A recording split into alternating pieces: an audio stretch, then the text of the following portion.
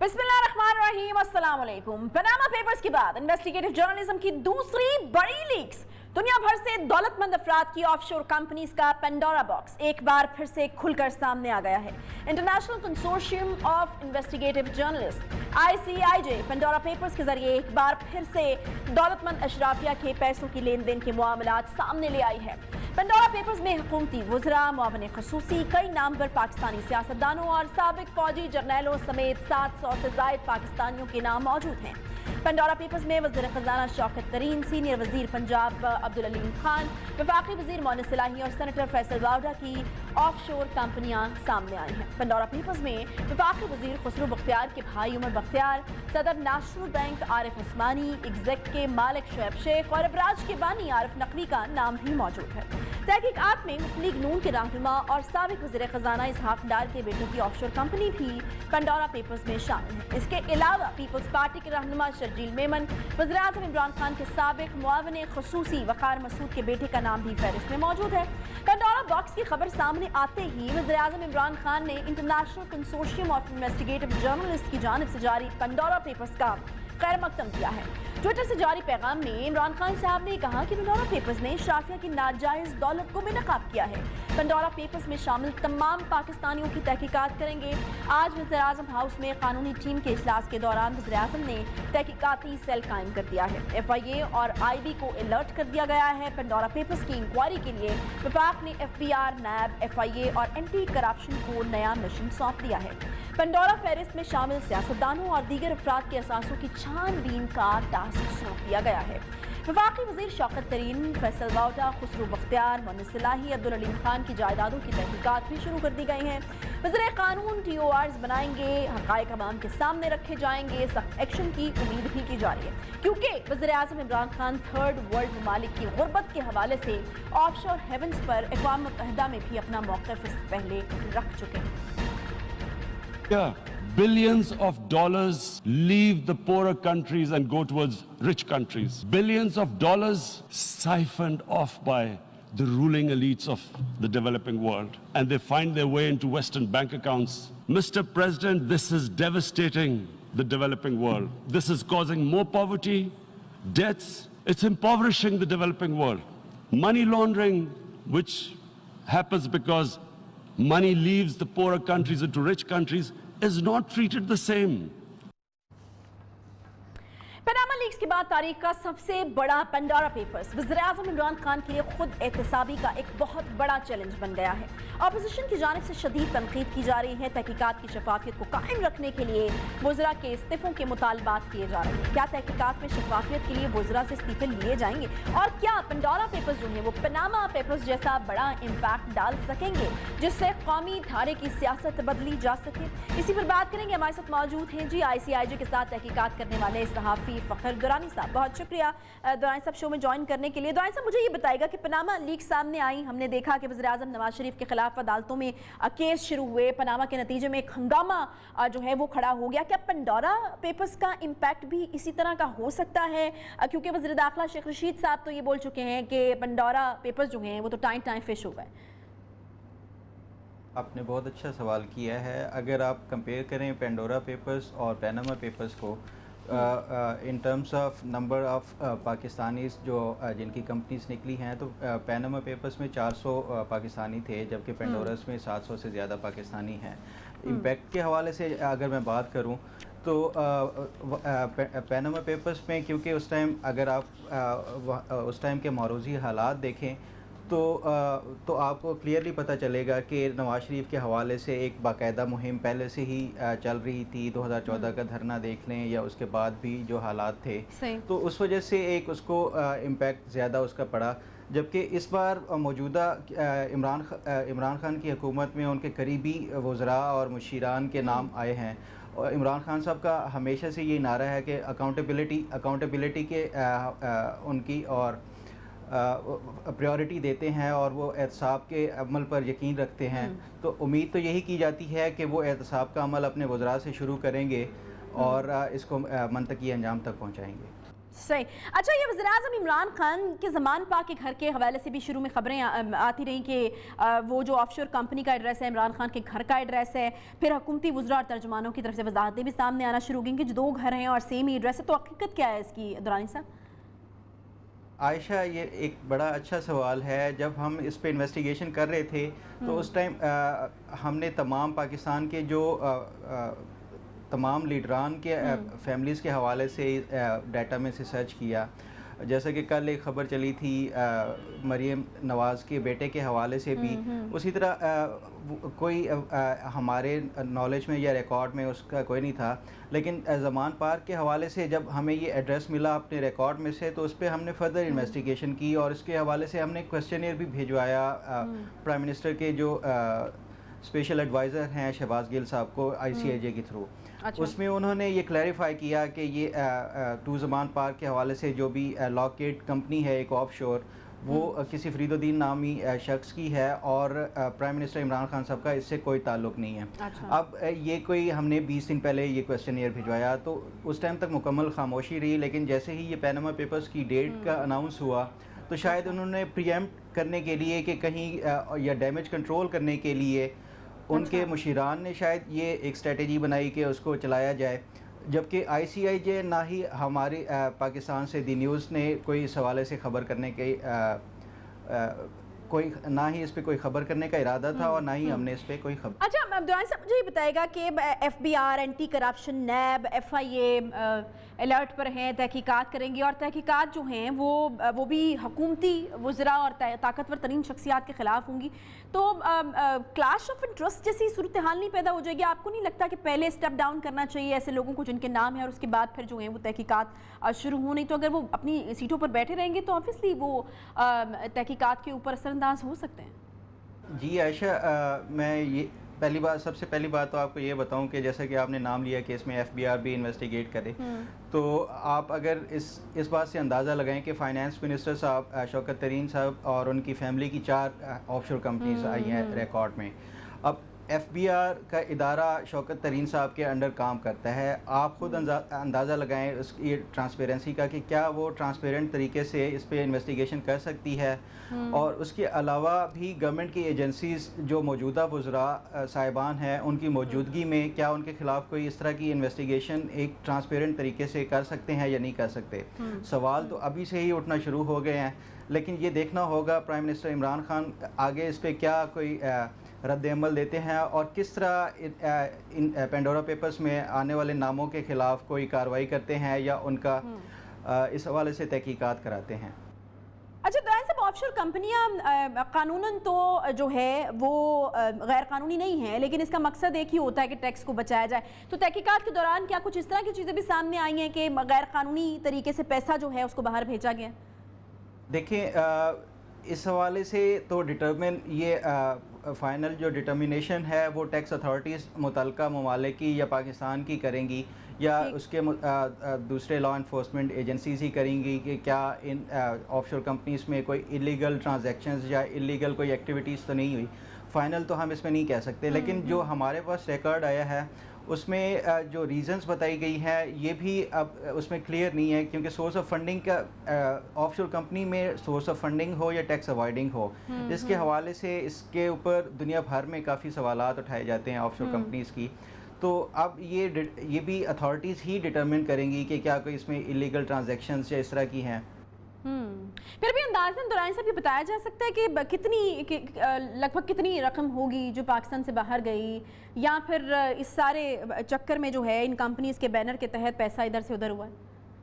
اس حوالے سے میں آج ہی اپنی ایک رپورٹ کر رہا ہوں کہ آف شور کمپنیز کے حوالے سے پاکستانیوں نے کتنی ہولڈنگز ہیں جو ان آف شور کمپنیز کے انڈر رکھی ہوئی ہیں. فائنل اس میں ایگزیکٹ فگر تو میں آپ کو نہیں دے سکتا, لیکن میں اتنا آپ کو بتاتا چلوں کہ اس میں کافی پاکستان کی بڑی مایہ ناز اور نمایاں بزنس فیملیز ہیں جنہوں نے ان آف شور کمپنیز کے انڈر ہولڈنگز رکھی ہوئی ہیں اور وہ ملینز آف ڈالرز میں ہیں. فائنل جو فگر ہے وہ ہوپ فلی میں اس پہ جیسے ہی یہ سٹوری کروں گا تو جو خاص طور پہ جو بڑی بزنس فیملیز ہیں ان کے حوالے سے. اچھا، پاکستان کے لگ بھگ 700 سے زائد افراد کی آف شور کمپنیز جو ہیں وہ ICIJ کی جو تحقیقات ان کے نتیجے میں سامنے، مگر ان کمپنیز کی کل تعداد کتنی ہے جن کا تعلق پاکستان کے شہریوں سے؟ ہی میں بتا رہا ہوں آپ کو، پاکستان کمپنیز ہیں یا اس میں اس طرح ہوتا ہے کہ کمپنیز میں ایک کمپنی کے ایک پوری فیملی بھی بعض اوقات ڈائریکٹر یا شیئر ہولڈرز ہو سکتے ہیں یا بینیفیشل اونرز ہو سکتے ہیں. تو 700 اگر پاکستانی ہیں تو اس سے تعداد شاید کمپنیوں کی کچھ کم ہے. صحیح. اچھا، ایک اور چیز ہے درانی صاحب کہ یہ وزیر خزانہ شوکت ترین صاحب جو ہیں ان کی طرف سے ایک سٹیٹمنٹ سامنے آیا اور انہوں نے کہا ہے کہ آف شور کمپنیز جو ہیں یہ تب کھلی جب فواد ملک UAE کی طارق بن لادن کمپنی کے لیے کام کیا کرتے تھے اور انہوں نے سلک بینک میں سرمایہ کاری کے لیے باقاعدہ جو ہے وہ اجازت لی تھی. شوکت ترین کا یہ بھی کہنا ہے جی کہ کمپنی سے کوئی بینک اکاؤنٹ نہیں کھلا اور نہ ہی کوئی ٹرانزیکشن ہوئی. بعد میں جب خیال بدل گیا تو پھر کمپنیز 2014 اور 2015 کے درمیان بند ہو گئی تھیں. آپ کی معلومات کے مطابق کیا یہ بند ہو گئی تھیں اور کوئی ٹرانزیکشن نہیں ہوئی تھی یا محض صرف آپ نے کمپنیز کا ریکارڈ جو ہے وہ سامنے لے کر آئے ہیں؟ دیکھیں، اگر آپ یہ ICIJ کی جو انویسٹیگیشن ہے اس کا میکنزم میں بتا سکوں آپ کو، تو اس میں یہ جو ڈیٹا لیک ہوا ہے تو یہ چند سالوں پہ محیط ہے. جو جتنی بھی اس دوران کوئی کمیونیکیشن ہوئی جو آف شور کمپنیز بنانے والے جتنی بھی سروس پرووائڈرز ہیں ان کے درمیان اور آف شور کمپنی بنانے والے جو اپلیکنٹ ہیں ان کے درمیان، تو جو ہمارے پاس ریکارڈ آیا اس میں ان کی انکارپوریشن کے حوالے سے ہے اور اس میں جو ان کی کورسپونڈنس ہے اس حوالے سے ہے، اور اس میں اب یہ کہیں پہ بھی ریفلیکٹ نہیں ہو رہا کہ آیا یہ کمپنیز ابھی اسٹرک آف ہو گئی ہیں رجسٹر سے یا ابھی ایکٹیو ہیں. ٹھیک ہے. اچھا، مجھے یہ بتائیے گا کہ معلومات حاصل کرنے کا کیا سورس تھا درانی صاحب؟ کیا جب یہ نام سامنے آئے تو ڈائریکٹلی ان سے رابطہ کیا گیا یا پھر حکومتی اداروں سے بھی ان افراد کے خلاف کے بارے میں جو ہے وہ معلومات اکٹھی کی گئیں؟ ہمارا جو ICIJ کا اگر بنیادی اس میں جو رول ہے یا پاکستان سے جو ہم ان کے ساتھ کولیبریٹ کر رہے تھے، ہمارا ایک تو جو ہمیں اویلیبل ڈیٹا تھا اس میں سے ریکارڈ دیکھنا کہ کون کون ہے. اس کے بعد جو متعلقہ لوگ ہیں ہم نے ان کو کویسچنیئر بھیجا، لیکن اس کے بعد جو پروسیس ہے اس کو تحقیقات کرنے کا وہ گورنمنٹ کی اتھارٹیز کے اوپر ہے. ہاں، ہم نے پرائم منسٹر عمران خان صاحب کو ایک کویسچنیئر بھجوایا تھا ان کے وزراء کے حوالے سے اور جتنے بھی پولیٹیکل ایکسپوز پرسن ہیں جو ان کے ساتھ ایسوسیٹڈ ہیں ان کے حوالے سے، جس کا شہباز گل کے تھرو ہمیں. صحیح، بہت شکریہ جی. فخر درانی صاحب انویسٹیگیٹو جرنلسٹ ہمارے ساتھ موجود تھے، اور فخر درانی صاحب جنہوں نے ICIJ میں یہ تحقیقات جو ہوئیں اس کا وہ حصہ بھی رہے. ان کے پاس یقین جو معلومات تھیں اور انہوں نے بتایا کہ کس طریقے سے یہ سارا پروسیس جو ہے وہ عمل میں آیا ہے. ایک چھوٹا سا کوئکلی بریک لیں گے، بریک کے بعد واپس آتے ہیں، ساتھ رہیے.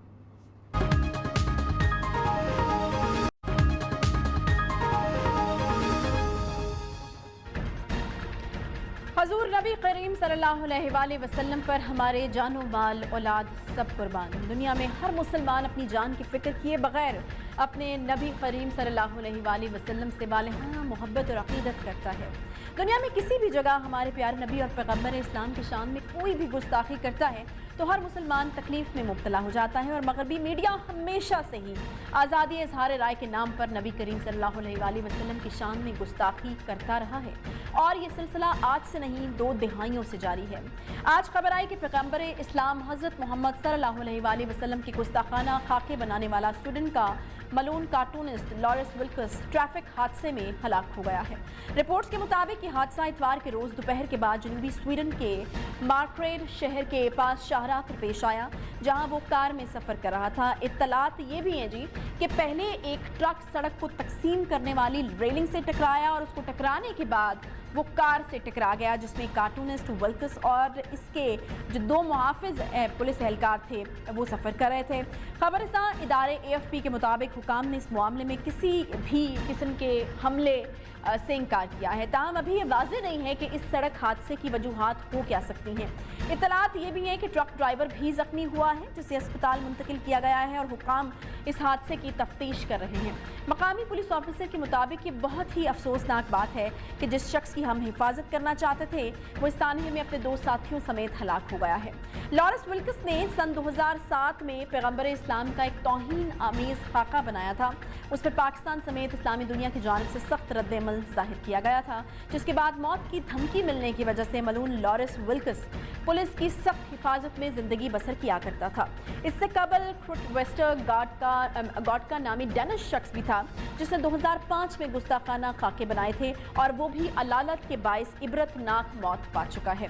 मगरबी मीडिया की जानिब से मुसलमानों के जज्बात को ठेस पहुंचाने का यह सिलसिला 2006 से जारी है, जब फ्रांसीसी हफ्त रोज़ा मैगजीन चार्ली हेब्डो ने गुस्ताखाना खाकों की इशाअत की थी, जिस पर दुनिया भर में मुजाहरे भी किए गए थे। ताहम इसके बावजूद 2011 में मज़कूरा मैगजीन ने फिर गुस्ताखाना खाकों की इशाअत की। इसी मैगजीन ने दुनिया भर में होने वाले एहतजाज के बावजूद वक्तन फवक्तन गुस्ताखाना खाकों की इशाअत जारी रखी, जिस पर 7 जनवरी 2015 को उनके दफ्तर पर 2 भाइयों ने मुसल्लह हमला किया, जिसमें जरीदे का एडिटर जो है वो हलाक हो गया था। इसी अहम मौजू के ऊपर गुफ्तगू करने के लिए आज हमने मदु किया है डॉक्टर समीहा राहील काजी साहिबा को, साबिक मेंबर पार्लियामेंट हैं। बहुत शुक्रिया डॉक्टर साहिबा शो में ज्वाइन करने के लिए। डॉक्टर साहिबा, ये खबर हमारे सामने आ रही है कि हजूर नबी करीम सल्लल्लाहु अलैहि वसल्लम की शान में गुस्ताखी करने वाले की ज़िंदगी दुनिया में इबरत के निशान पर देखी तो जा सकती है, लेकिन अभी जो खबर हमारे सामने आई और इससे पहले भी जो हमने जिक्र किया कि एक डेनिश शख्स भी था जो कि इबरतनाक मौत मरा, तो आज ये दूसरा शख्स भी जो है वो अपने अंजाम को पहुंचा है। क्या कहेंगे आप?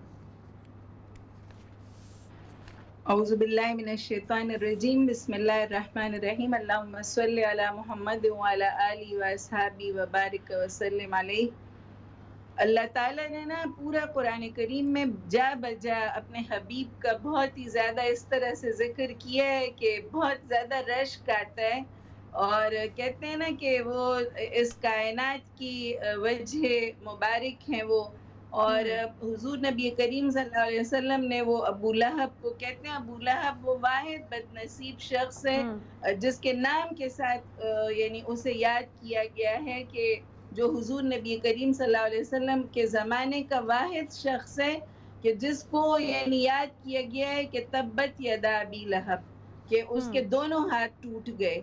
फिर सूरे कौसर में अल्लाह ताला ने हुजूर नबी करीम सल्लल्लाहु अलैहि वसल्लम, कहते हैं ना ये कुरानी नात है जो अल्लाह ने हुजूर नबी करीम सल्लल्लाहु अलैहि वसल्लम की शान में उतारी, और ये कहा इन्ना शानिअक हुवल अब्तर, के तुम्हारा जो दुश्मन है वही जड़कटा है।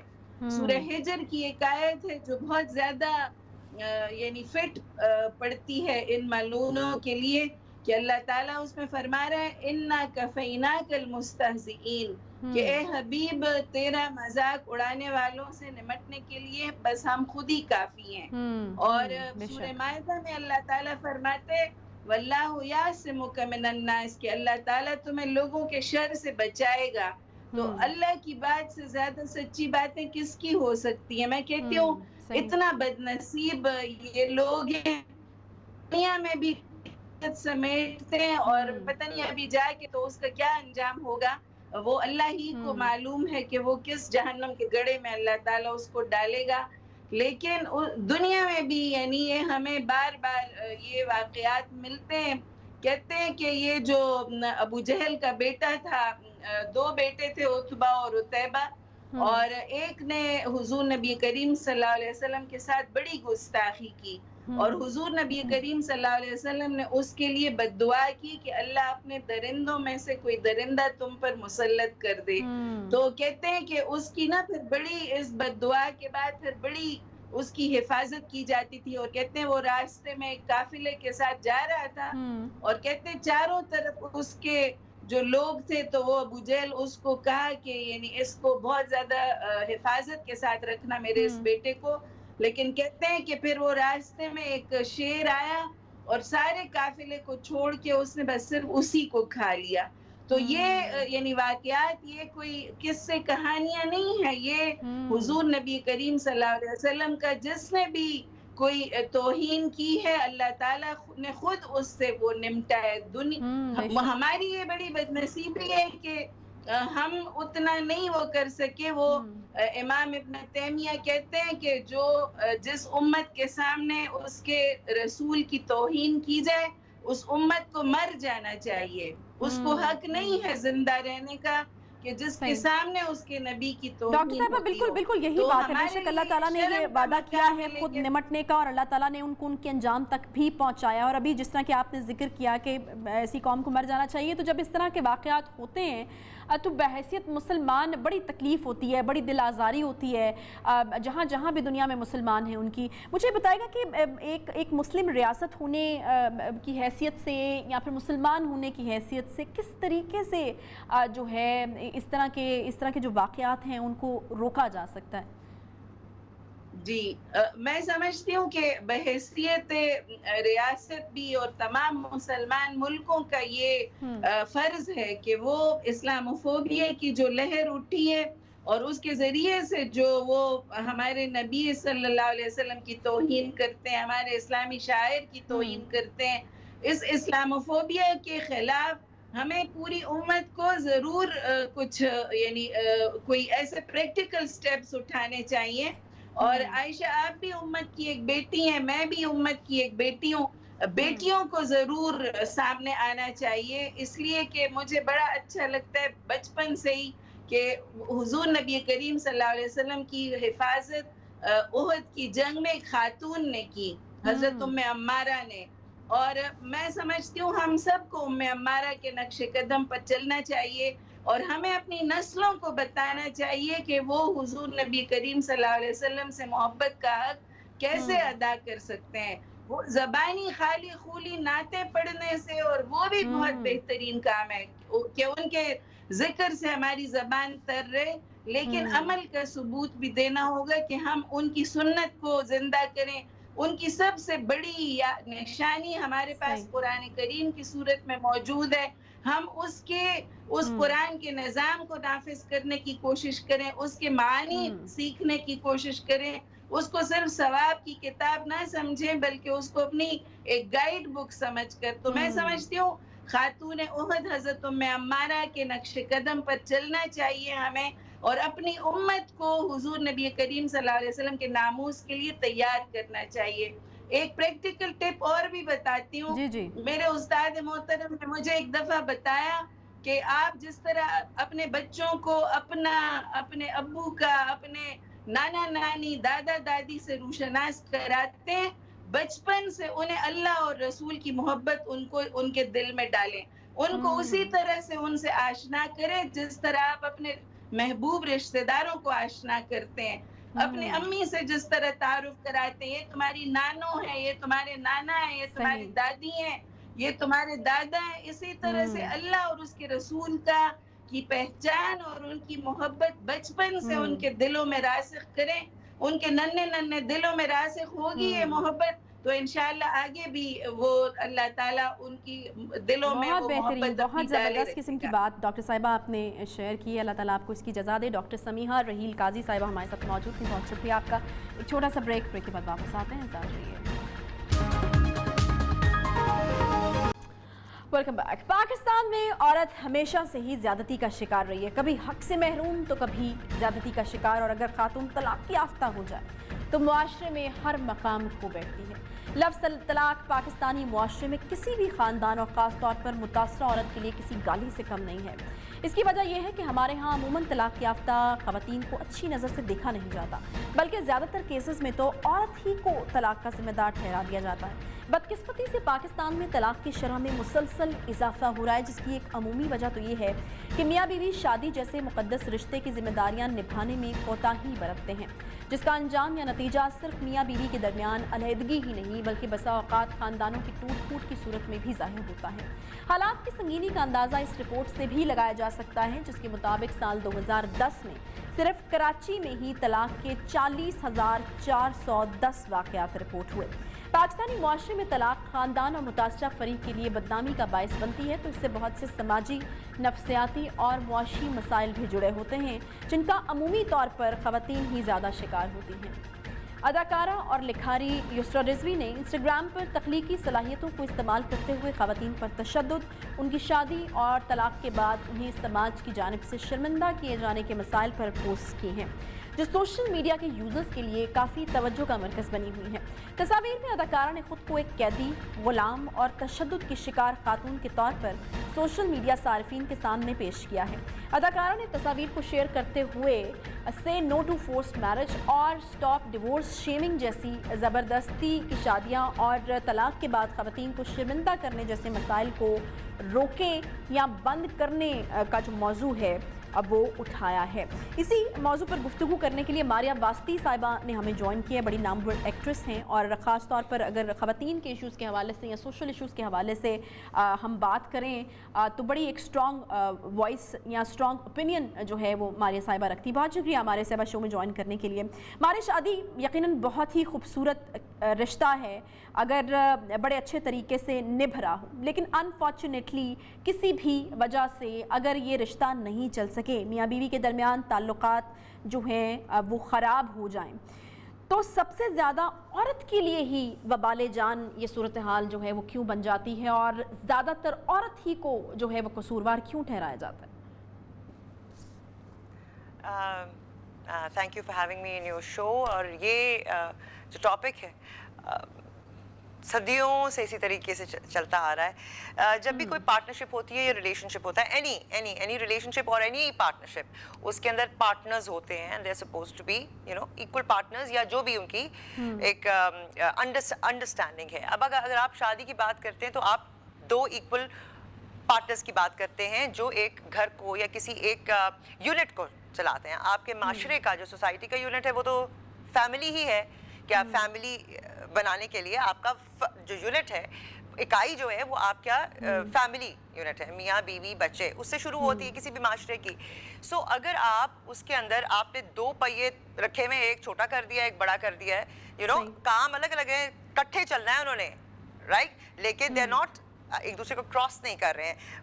उनका मकसद ये है कि आपने एक बैलेंस कायम रखना है और सीधे तरीके से चलना है। अब अगर if it is not balance तो क्या होगा जो हो रहा है। अब आपने जैसे जिक्र किया तलाकों का, ना इसके ऊपर कहते हैं औरतें ठीक नहीं है जी, तलाकें ले रही हैं, माशरा खराब हो गया है। नो, आप इसको एक और तरीके से भी देख सकते हैं। हमने ये देखा है कि ख़वातीन और बच्चों के साथ ज्यादतियाँ हमारे माशरे में ज़्यादा प्रिवेल करती हैं, ज़्यादा होती हैं, हम सब जानते हैं। हम सब ने अपनी फैमिलीज़ के अंदर या करीबी लोगों में जो घरों में वायलेंस होता है उसको देखा हुआ है और बहुत करीब से देखा हुआ है, और हम जानते हैं कि ये होता है, हम नज़र चुरा लेते हैं इसलिए भी कि जो जालिम है वो किसी भी सूरत में, चाहे वो आपकी सास हो, नंद हो, भावज हो, किसी या हस्बैंड हो, आई मीन किसी भी सूरत में अगर जुल्म हो रहा है तो उसको आप रिकग्नाइज नहीं करते, आंखें चुरा लेते हैं, आपके इर्द गिर्द के लोग भी आंखें चुरा लेते हैं। आपका बच्चा भी अगर कहे ना कि अम्मी आपके साथ ये क्यों हो रहा है, तो कहते हैं तेरी नहीं, अब्बू गुस्से में ठीक हो जाएंगे। सो जब ये किस तरह की स्टेटमेंट है कि ऐसा तो होता ही है, ये तो करना ही पड़ता है, सदियों से हो रहा है, बर्दाश्त तो औरत को ही करना पड़ता है और ये तो ऐसा ही चलता है, बस अगर चलानी है तो फिर ये तो सहना पड़ेगा। तो ये भी कुछ स्टेटमेंट्स हैं। देखिए, आपके लॉ के अंदर आपके मुल्क का जो कॉन्स्टिट्यूशन है और आपका मजहब क्या कहता है इस बारे में, तलाक याफ्ता, तालीम याफ्ता, लाइक क्या, द थिंग इज दैट आपको खुद असल में आपने वो फहम पैदा करनी है।